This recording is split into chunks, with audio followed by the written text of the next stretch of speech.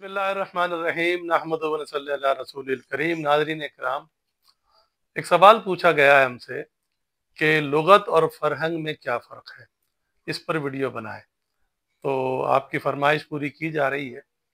देखिए, पहले लुगत और फ़रहंग दोनों एक ही मायनों में इस्तेमाल होते थे और लुगत की जगह फ़रहंग, फ़रहंग की जगह लुगत आम इस्तेमाल में थी, रोज़मर्रा में थी। मशहूर लुगत है फ़रहंग आसफ़िया, है वो लुगत, लेकिन उस वक्त उसको फ़रहंग आसफ़िया कहा गया और बड़ी मुस्तरद मानी जाती है। लेकिन अब बहरहाल चूँकि चीज़ों में तरक्की होती है, ज़बान व बयान में ऐसा होता है, अब फ़र्क ये हो गया है। मैं एक आसान आपको तरीका बता रहा हूँ कि लुगत में किसी भी लफ्ज़ के तमाम मायने दर्ज किए जाते हैं, चाहे वो 2 हों, 10 हों, 50 हों। जबकि फ़रहंग जो बनती है, फ़रहंग अब लफ्ज़ की नहीं बनती। बुनियादी तौर पे फ़रहंग या तो किसी के कलाम की, शायरी की बनती है, या कोई अदीब है तो उसकी तहरीरों की बनती है।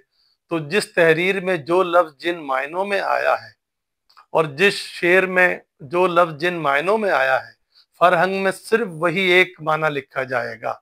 उसके चाहे 6 मायने 10 मायने और भी होंगे तो वो नहीं लिखे जाएंगे, फ़रहंग में नहीं आएंगे, लुगत में सब तमाम के तमाम आएंगे। मैं मिसाल देता हूँ शायरी से।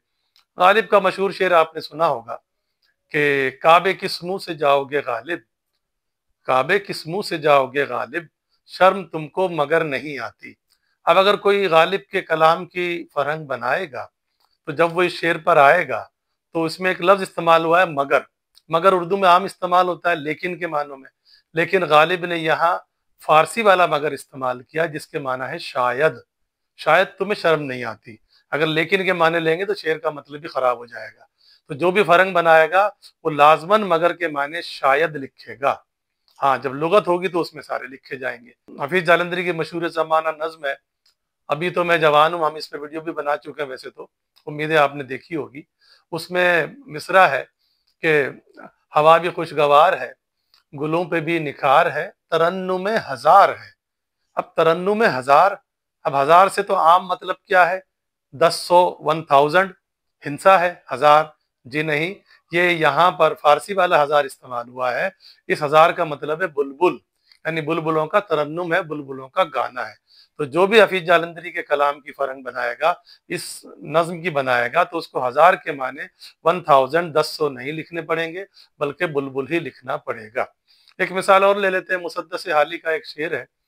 हाली कहते हैं, नहीं हक से कुछ उस मोहब्बत को बहरा कि जो तुमको अंधा करे और बहरा। दोनों मिसरों में बहरा का लफ्ज आया है। अगर कोई हाली की कलाम की और मुसद्दस की फ़रहंग बनाएगा, उसको दोनों जगह अब 2 अलग मायने देने होंगे। एक बहरा का मतलब है जिसको सुनाई ना दे, उसको बहरा कहते हैं, और एक बहरा का मतलब है ताल्लुक, वास्ता। तो पहले मिसरे में नहीं हक से कुछ उस मोहब्बत को बहरा ताल्लुक और वास्ते के मानों में इस्तेमाल हुआ है कि जो तुमको अंधा करे और बहरा, यानी तुम अपने खिलाफ कोई बात सुनो ही नहीं, हक के मुतालिक कोई बात सुनो ही नहीं। तो 2 अलग अलग मतलब देने पड़ेंगे। तो मुख्तसर फिर बता देते हैं, फ़रहंग में वही माने आते हैं जो उस कलाम में या उस नसरी टुकड़े में मुराद है, जबकि लुगत जो होती है वो हर लफ्ज़ के हर मायने देती है। उम्मीद है आपको हमारी ये तोज़ी, ये वजाहत पसंद आई होगी।